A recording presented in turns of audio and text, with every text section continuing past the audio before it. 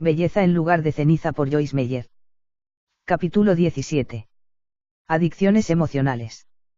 Con anterioridad he mencionado comportamiento adictivo para describir los tipos de conducta que se pueden desarrollar cuando una persona ha sido objeto de abuso y tiene una naturaleza vergonzosa. En esta sección, me gustaría tratar, específicamente, con lo que llamo adicciones emocionales y cómo romperlas. En este contexto, una adicción puede definirse como una conducta compulsiva, con frecuencia en respuesta a algún estímulo, sin pensarlo conscientemente. Las personas que han sufrido, tienden a reaccionar en vez de accionar. Esto significa que reaccionan basados en sus heridas emocionales en vez de actuar de acuerdo a la sabiduría y la palabra de Dios. Por muchos años, cada vez que me enfrentaba a una situación o con una personalidad que me recordaba mi pasado, respondía emocionalmente, reaccionaba por miedo en vez de actuar en fe. Este tipo de incidentes pueden ser muy confusos en la víctima herida porque todo pasa tan rápido que ni siquiera entiende por qué se comporta de esa manera. Por ejemplo, la persona que me maltrató tiene una personalidad fuerte y dominante. Fui sometida a muchas manipulaciones y control durante mi niñez. Decidí y me prometí a mí misma repetidas veces que cuando fuese lo suficientemente grande como para irme de casa y arreglármela sola, nadie me iba a controlar de nuevo. En los años subsiguientes, tuve una idea distorsionada de la autoridad. Veía a todas las figuras de autoridad como mis enemigas. Tenía tanto miedo de ser controlada y manipulada que cuando alguna persona trataba de hacerme hacer algo que yo no quería, reaccionaba con rabia o me retiraba. Generalmente, los incidentes eran por cosas sin importancia. Hasta una sugerencia de alguien que no estuviera en línea con mis deseos me podía hacer reaccionar violentamente. No entendía mis reacciones, como tampoco los demás. Lógicamente, sabía que me estaba portando mal, no quería actuar de ese modo, pero me sentía incapaz de cambiar. Dios me empezó a enseñar acerca de las adicciones emocionales, mostrándome que, en cierta medida, así como la gente se hace adicta a algunas sustancias químicas en su cuerpo físico, drogas, alcohol, nicotina, cafeína, azúcar, también pueden desarrollar adicciones mentales y emocionales. Recuerde que una adicción es un comportamiento compulsivo hecho sin pensarlo. Mis reacciones violentas eran, básicamente, mi manera de decirle a la gente no me van a controlar. Tenía tanto miedo de ser controlada que reaccionaba excesivamente en cada situación tratando de protegerme cuando no había ningún problema real. La rabia decía, no voy a dejar que me controles. Y el rechazo decía, no te voy a permitir que te metas conmigo. Una persona no puede resultar herida si no se involucra en una relación. Por lo tanto, cuando pasaba algo doloroso, o atacaba a la persona o me negaba a encarar el problema. Ambos comportamientos son desequilibrados y no bíblicos, solamente aumentan el problema de adicción alimentándolo. Si una persona es adicta a las drogas, cuanto más drogas consume, más las necesita. Cuanto más tiempo se deje controlar por las drogas, más demandará la droga. A la larga, la droga la consume.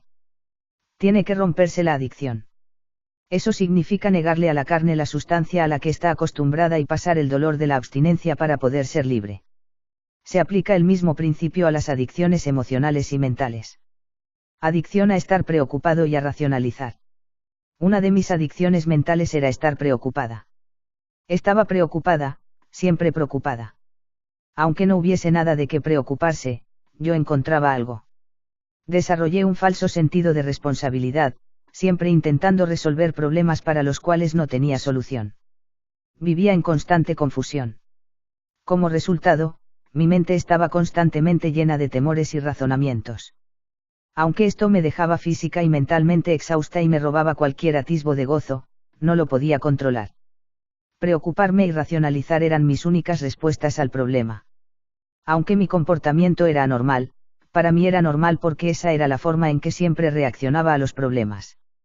La palabra de Dios dice, confía en el Señor, Salmo 37, 3. Pero no es fácil confiar si uno ha sido maltratado.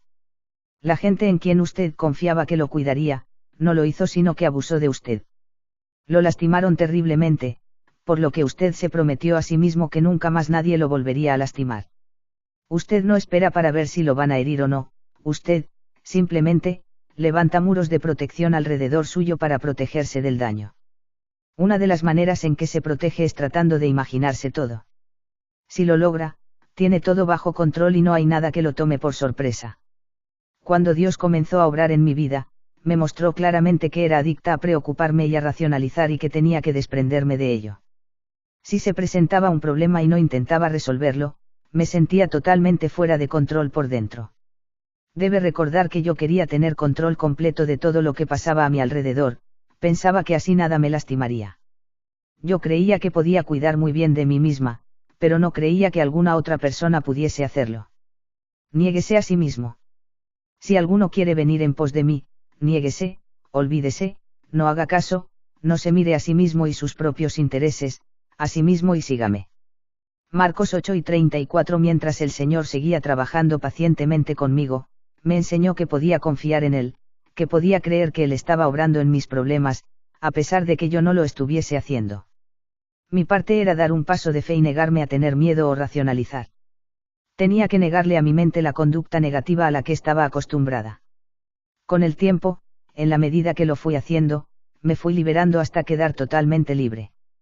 Tuve algunos síntomas, sentimiento de temor, estar fuera de control y hasta me sentí estúpida. El diablo intentará cualquier cosa para mantener esclavizada a una persona, hasta hará que se sienta ridícula. En Marcos 8:34 Jesús nos enseña que para poder seguirlo a Él debemos negarnos a nosotros mismos y seguirlo a su manera, no a la nuestra. Mi manera era ocuparme de mí misma. Su manera es que depositemos nuestra vida en Él y aprendamos por experiencia que Él nunca nos dejará ni nos abandonará. Hebreos 13:5. Para aprender esta verdad, tuve que deponer mi manera. Como un niño frágil. He calmado y acallado mi alma, como niño destetado en el regazo de su madre, como niño destetado reposa, deja de batallar, en mí mi alma. Salmo 131:2. Evidentemente, el salmista estaba consciente de lo mismo que estamos analizando en este capítulo acerca de romper adicciones. Hasta menciona la fragilidad de su alma. Generalmente al alma se la define como la mente, la voluntad y las emociones. En este pasaje vemos que esta área se puede hacer adicta a cierto tipo de comportamiento, así como el cuerpo se puede volver adicto a cierto tipo de sustancias. Al negarle a mi mente el poder temer y racionalizar, depongo mi adicción mental así como el infante tiene que dejar el pecho. Y así como el niño llora y hace cualquier cosa por volver al pecho o al chupete, también yo me enojé y luché y tuve compasión de mí misma. De vez en cuando tuve ataques de temor, pero seguí conformándome a la manera de Dios hasta que estuve totalmente liberada de hacerlo a mi manera. Jesús dijo que Él había venido a liberar a los cautivos, Lucas 4:18, y que a quien el Padre liberara sería verdaderamente libre, Juan 8:36.